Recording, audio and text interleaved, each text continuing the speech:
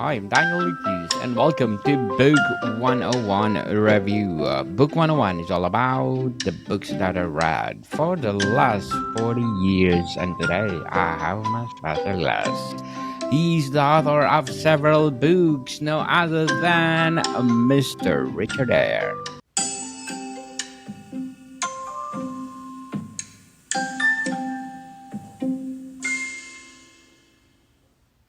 Hi, Daniel. Hello, Mr. Richard, and welcome back. As Thank you. usual, can you please introduce yourself? I'm Richard Ayre. I've written several books, ranging from horror through speculative, sci-fi, and with this particular book, historic crime thriller. Historical novel. So, Yeah. Mr. Richard, what is the first step in planning and writing Shadow of the Knife? The first step was really quite a bit of research, as much as I could do. I wrote this book during COVID, so I couldn't go and do a lot of. I didn't have the time anyway, It was a lot of research on the internet, a lot of research reading books about, mostly, not so much about sort of the book is whether or not Jack the Ripper has returned. That's the thing. So I needed to do a little bit of research on those murders, although the book isn't really about Jack the Ripper. But most of the research was on Victorian, the East End of London, and getting my bearings on old maps and old street names and alleyways that no longer exist in London.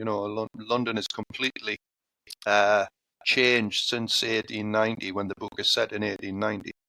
So a lot of it was just looking at Victorian London, trying to. Yeah, I knew a little bit about it, but I'm not an expert in any shape or form. But I had an inkling of the conditions, the sort of living conditions that people had to suffer in the East End of London in those days. So that was it, really. I had the idea, and then it was a lot of research to fit the idea around the sort of reality, if you like, of what it would have been like. So, Mr. Richard, how do you develop a compelling plot for your Shadow of the Knife? Well, the plot. I mean, the big question is: has Jack the Ripper returned? That's where I started with this novel, and I wanted to again move away from what I'd done in the past slightly. I tend to like to write different genres, which I shouldn't, because I know you're supposed to stick to one genre to be successful. But what the hell? I can write what I want. It's up to me. And so I wanted to write a historical novel. I'm a big fan of historic fiction. There's an author called, one of my favorite authors is Bernard Cornwell, who wrote the Richard Sharp books and the Last Kingdom novels, and I love that. But there's another author I really like, and I don't hear a lot about him. It's a guy called Stephen Saylor, and he has written quite a few books set in ancient Rome. And they all feature one guy, this fella called Gordianus the Finder, and he's basically he's like a private eye.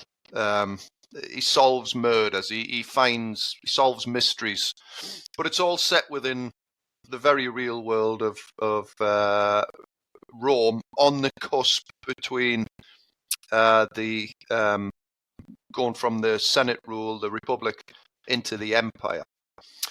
And so I wanted to do something similar. I wanted to write a mystery thriller, but I wanted to set it in the past. And I chose Victorian London because I've got a sort of an interest in that dark, seedy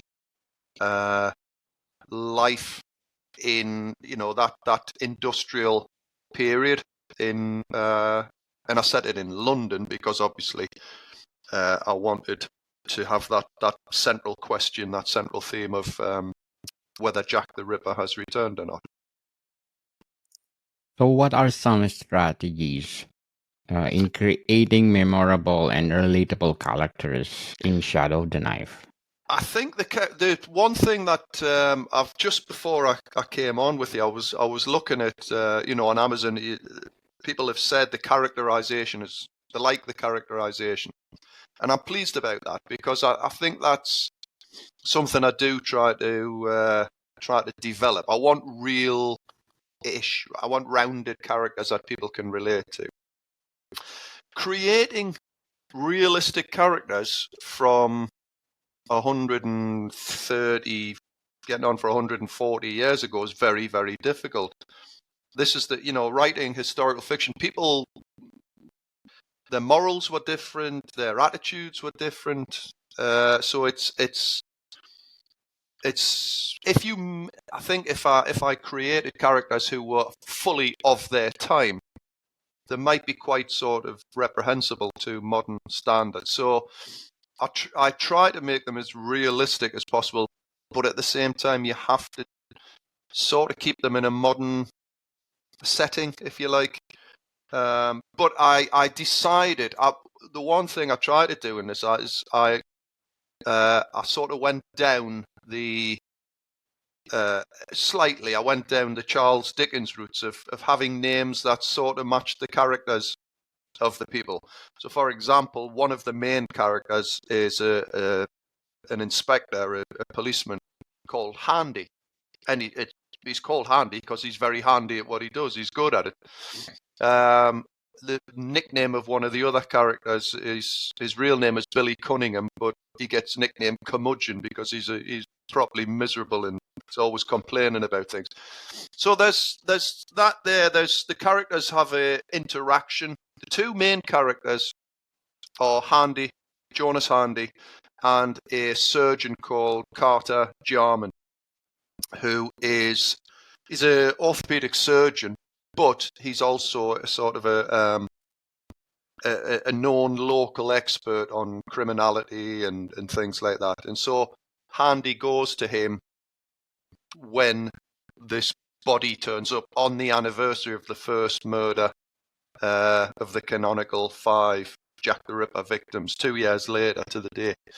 And the two of them begin their investigation and they begin a friendship. They don't know each other and they're from different backgrounds. Handy is he's really from the gutter. He's from old Nick, the slum, and he, through luck, really, he becomes a detective.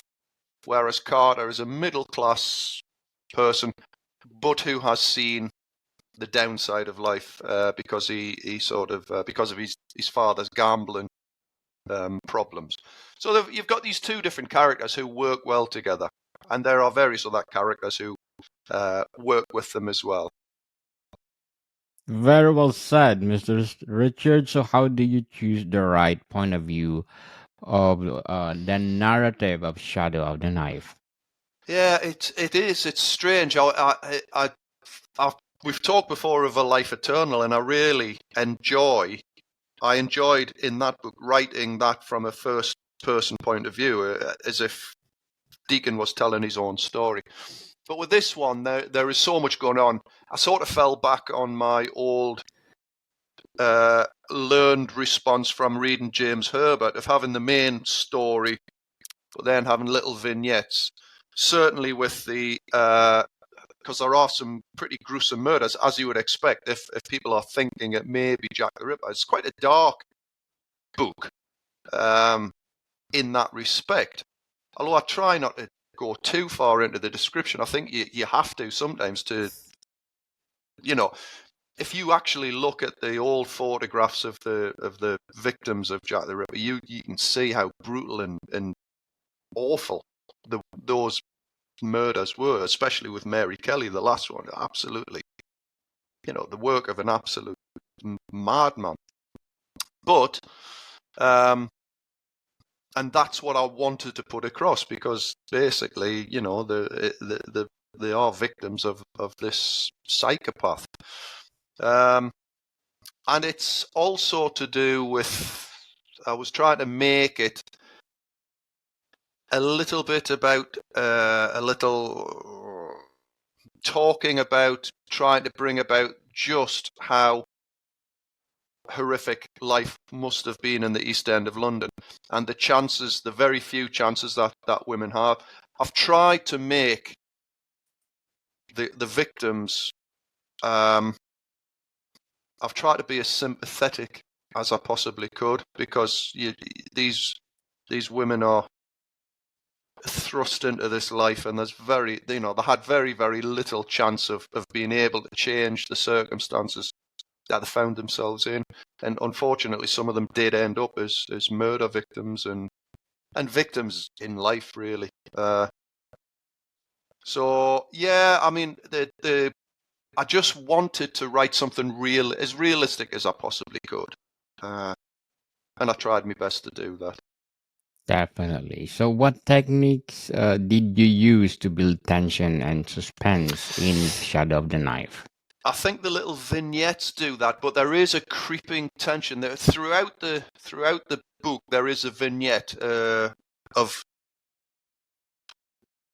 the Dark Man, I call him, and you see this person from before the book starts. The first vignette is in the 1860s, when this fella is a young man, just a teenager, really, setting out in his dark little world. And those two stories sort of run together. You have the story of the Dark Man going from the 1860s, 70s into the 80s and into 1890. We've also got running alongside that thread is the story unfolding, the investigation that that Handy and Jarman are taking part in, trying to find out who this killer is. You know, they have an idea who it is, but they're trying to prove it. On top of that, you've got the layer of the juxtaposition, if you like, of the dog poor people of the East End with the very rich society of London life as well, because there's a crossover, and it's trying to break through that that wall of the rich helping each other for various different reasons and thinking that they can get away, well, get away with murder, but getting away with things. So in that way, it's a modern sort of tale, but it's about underdogs overcoming the rich bosses. And again, I think that's where the Bernard Cornwell thing comes in. Richard Sharp always has some superior officer that he has to deal with who's a scoundrel and a cad, and he has to sort that out, and it's very difficult for Sharp because he's a junior officer in a lot of the books, and he's from the gutter as well. It's a very different, all the officers are rich officers and things like that.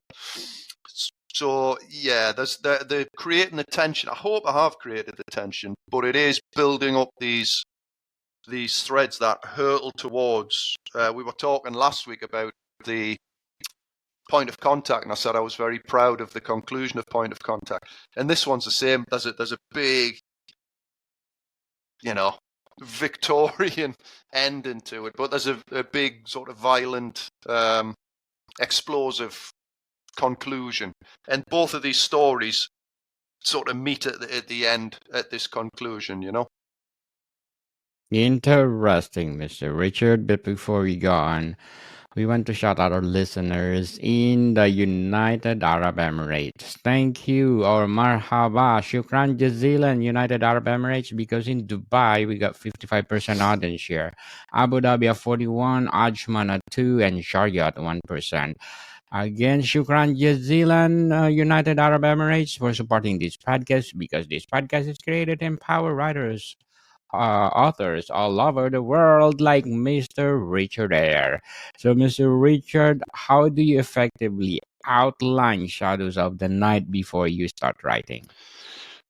I had an idea. I had this idea of It started off completely different, actually. It started off as a sci-fi. I was going to have basically Jack. It was going to be set in 1890, but then I was going to have Jack the Ripper somehow using a time machine to sort of jump back 2 years into the past, 2 years into the future, and killing people.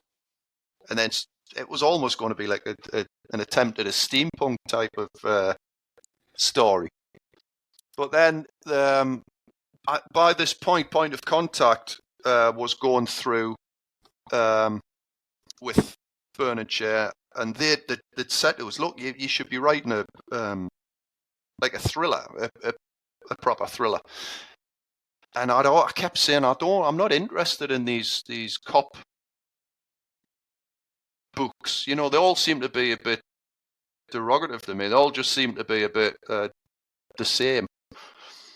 But I thought I wanted to try my hand at history, writing a historical novel. So I said, well, look, I tell you what if I've got this idea? I came up with this idea. All right, what if 2 years later, so we're still in the world of Jack the Ripper, if you like, but 2 years after those killings stopped, what would happen if they started again? So it's totally fictional. There's none of this happened in the, in reality. And so I built up the story from there, and I quite quickly came up with the main character of Carter Jarman. And the people of the East End in the book, they call him, he's got a nickname, Jigsaw Jarman, because he puts people back together again. And so the book was going to be all about him, and I was going to call it Jigsaw, because it would be a puzzle that he was trying to put together, as well as a play on his nickname. But I needed a detective, because you can't just have a I wanted him a little bit, talking about other Victorian literary characters, I sort of wanted a Sherlock Holmes type character who wasn't a professional policeman, but for some reason was allowed to be investigating crimes. And so for that, I needed a detective. And so I came up with Jonas Handy. But as soon as I came up with Jonas Handy, as soon as I got his background into my head, he became it's strange. I've said this before to somebody else, but it's almost as if that character said, no, I'm not going to be a secondary character. I'm going to be just as important as the character you thought this book was going to be about. And so the two of them together actually are, it becomes almost like a cop buddy type thing. These two guys become friends. They work brilliantly together. They're from two different aspects of life. And I think once that was stuck in my head, I thought, this is quite good. What's unusual is I've got two main characters. I haven't just got one protagonist. I've actually got two. And that means they can do different things because they're very different people. Carter, like I say, he's a highly intelligent man. He can study, he can research, he can find things out.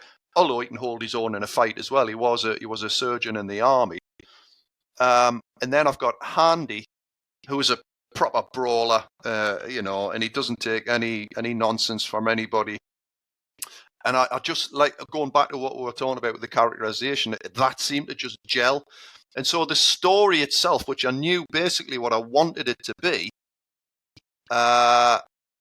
flowed from there.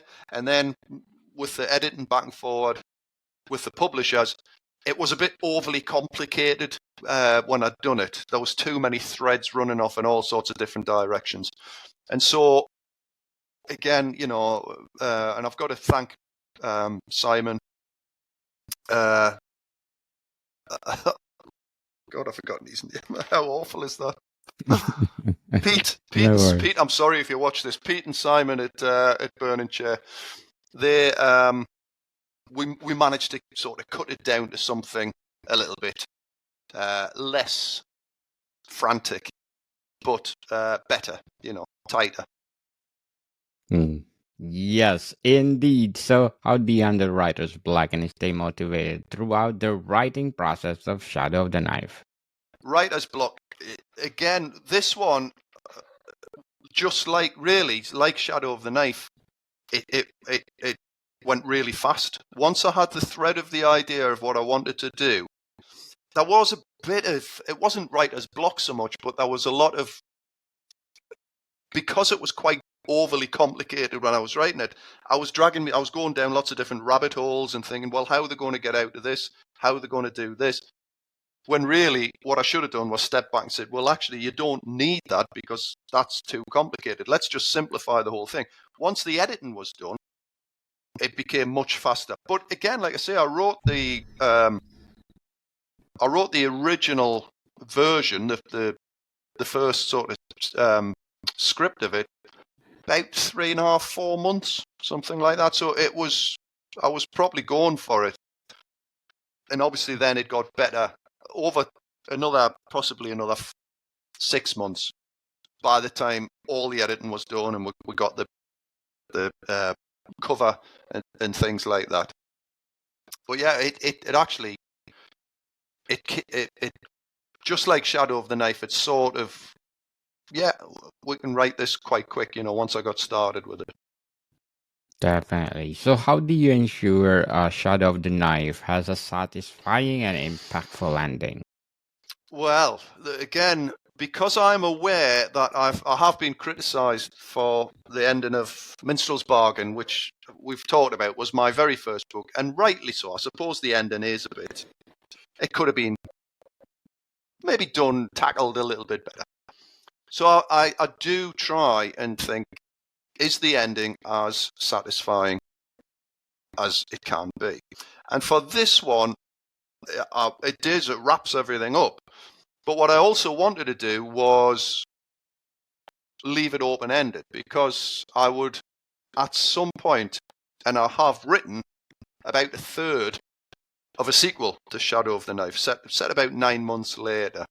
And so at some point I would really like to get back into my writing again and get that done, because I love the characters. I really like the characters. I like the interactions between them. We've talked before about, I've tried to put a little bit of humor and a little bit of banter between some of them, even though the situations they find themselves in are quite horrific.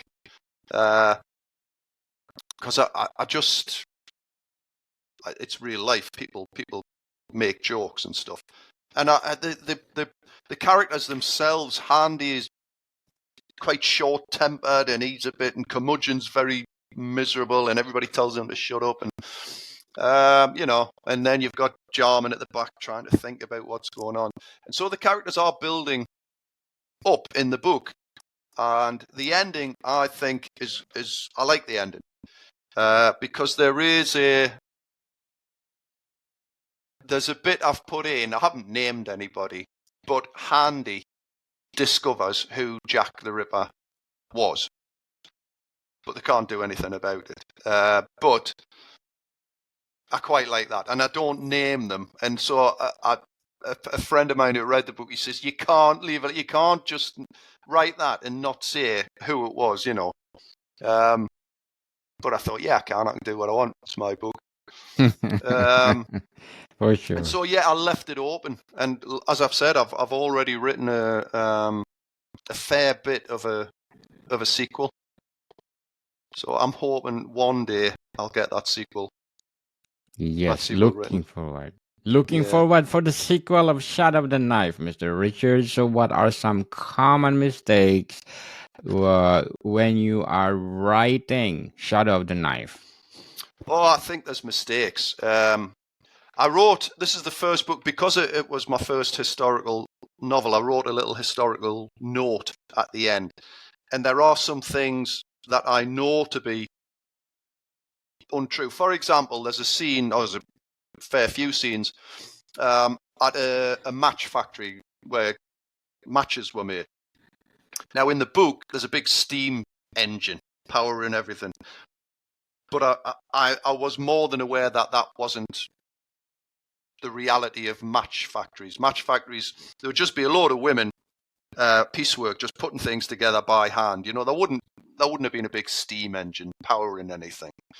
But I wanted that in the book. And so things like that, I've put it into the book, and I've said, I know this isn't real, and anybody who's a historian knows this isn't real. So don't come shouting at us saying that this is all a load of rubbish, not historically accurate. It's a thriller set in the past. It's not really a history book. I did try to make it as historically accurate as possible, apart from where I know I'm playing around a bit fast and loose with the reality. One person got back, and there's a bit where this woman has to read a letter that's left for her, and this reviewer said, well, the woman would be illiterate, she wouldn't be able to read. And that's possibly so, but, I had done research into educational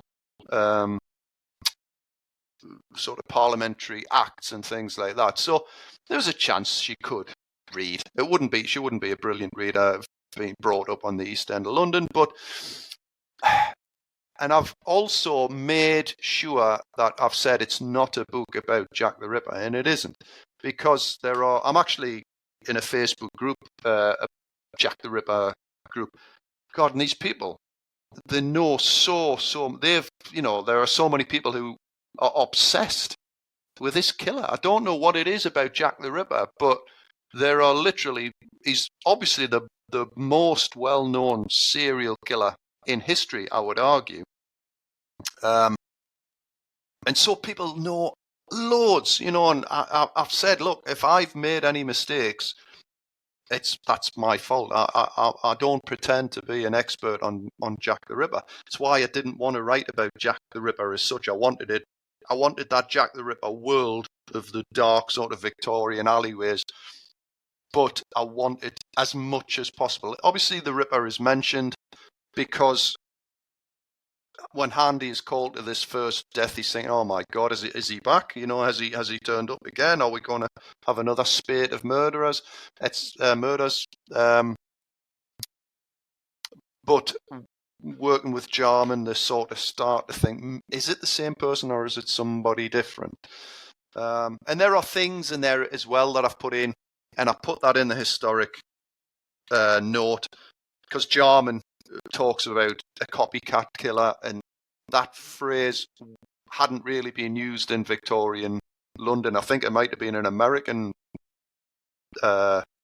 phrase that in the 1940s or 50s. So you've just got to, for me, a good historical thriller is something that's, it's likely to mostly, 90% of it is true, but you've got to have a bit of artistic license to sort of play a bit fast and loose. I don't play fast and loose with history. I don't, the settings are there, the type of vehicles they use to move around in, what the alleyways possibly looked at. I've tried to describe the poverty and the deprivation by reading. There's one or two books I read about life in Victorian London, which brings that about. But at the same time, you're writing fiction that hopefully is keeping people engaged. So I didn't want to get so settled into the history that it becomes a history book. I didn't want that. I wanted an adventure book, a thriller. And I think that's what it is. I think I've pulled it off mostly. Definitely, Mr. Richard, Shadow of the Knife. But before we go on, I'm inviting you to listen to my other podcast, Food 101, our fourth season with Chef Alessandro, one of the best executive chef and one of the five-star hotel in downtown Toronto. Please do listen. Our latest episode, we talk about one of Japanese favorite ingredients, dashi, people. Dashi. So please do listen, Food 101. So, Mr. Richard, can you please invite our listeners to support all your books? Yes, please. If anything that you've heard here grabs your attention, go and check it out on Amazon, which is the best place to do it. You can have a look. You can have a read of some reviews. Most of them are all right, like everybody. Some of them are awful. But there you go. You can't please everybody. But there's a lot there for you. There's, as I say, there's historic fiction with Shadow of the Knife. There's A Life Eternal, which is probably got the most reviews, positive reviews, and there's blood curdling horror with Point of Contact and the trilogy books. So yeah, knock yourself out, and if anybody ever does, have a go, and if you like it, please leave a review, because it really helps everybody. Yes, people, let's support Mr. Richard Ayre, because if you support him, more books to come. We are looking forward for the sequel of Shadow of the Knife. Yeah. So, Mr. Richard, thank you for your time. Thank you, Daniel. But, people, see you soon.